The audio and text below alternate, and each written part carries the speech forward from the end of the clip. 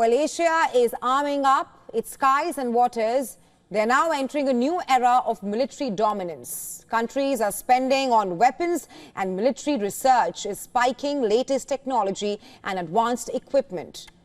All of this is now being incorporated to beef up security measures and also broaden industrial partnerships. As per a new study, the conflicts in Ukraine and West Asia and the escalating tensions between the global superpowers, US and China, may have a major impact on the security landscape of the Asia-Pacific. One that may give rise to a series of defense industrial partnerships, and its assessment is spot on. We'll tell you why in just a bit. The study says between 2022 and 2024, spending on defense procurement and research and development rose $2.7 billion to reach $10.5 billion among Southeast Asia's key nations of Indonesia, Malaysia, the Philippines, Singapore, Thailand and Vietnam, thus marking a spike from earlier. Even as the nation spent an average of 1.5% of GDP on defense in 2024, they have been doing over the last decade or so.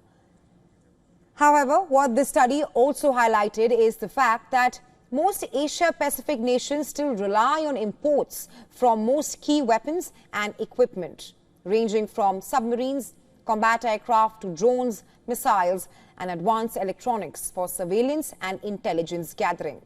All this is only possible due to industrial help, which is now being drawn from other countries who are either the manufacturers or suppliers of these weapons or both. And examples of this are plenty. Let's start with the most immediate one. In the high-stakes India-Pakistan aerial clash that dominated headlines earlier, Pakistan used Chinese-supplied hypersonic missiles, more specifically the J-10C jets, as its mode of warfare.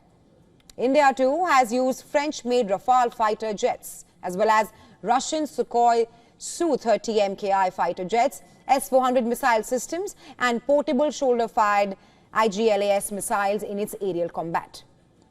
Not to forget, the BrahMos supersonic missile created in collaboration with Russia. India has also recently cleared its indigenous fifth-generation fighter jets, or AMCAs, in a bid to shore up its defense. And speaking of Rafale jets, just today, France and Indonesia have signed an initial defense pact that could lead to new orders of military equipment from Paris, including Rafale fighter jets and Scorpion submarines. This is a part of an $8.1 billion defense deal signed by both the countries in 2022, ordering over 40 Rafale aircraft as well as a series of agreements, including submarine development and ammunition as well. To serve this vision, this partnership of sovereignty and these balances, we have consolidated in recent years an unprecedented bond in defense and security, and I am pleased that the letter of intent signed today can open up a new perspective with new orders for Rafale, Scorpion, and light frigates, as well as consolidated joint exercises. You recalled the importance of recent exercises, joint training, and here too, a stronger intimacy between our armed forces. Well, just weeks ago, the U.S. unveiled details about its upcoming sixth-generation fighter jet, the F-47, and its accompanying drone fleet, seen as a direct counter to China's own sixth-generation fighter prototypes, the J-36 and J-50. Apart from this, the annual Shangri-La Dialogue Defense Meet to be held in Singapore this weekend will also see industrial partners teaming up. Trump's security policies and the regional tension over Taiwan and the disputed busy waterway of the South China Sea will also be under discussion.